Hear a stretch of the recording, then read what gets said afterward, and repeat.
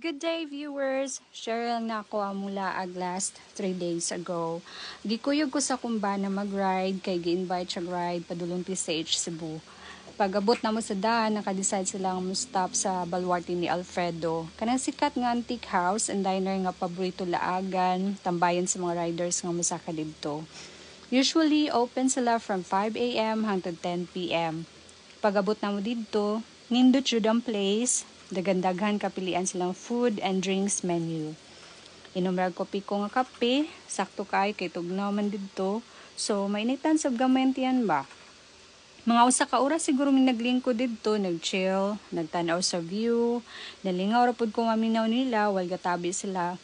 Unya nang ulit dayon aron dili na may maabtan og sobra pagabi. Kay naay mga area nga mingaw ug ngit-ngit ang daan. Thank God, safe mi tanan sa among biyahe padulong o pagpauli. Kalipay gyud sa mga riders ang makadrive ug makalaag para ma-unwind, makarelax ug malingaw. Sa mga wala pa nakaadto sa Baluarte ni Alfredo, ayon na mo duha-duha. Kung vacant mo, adto na. Go out, have fun, and most of all, keep safe.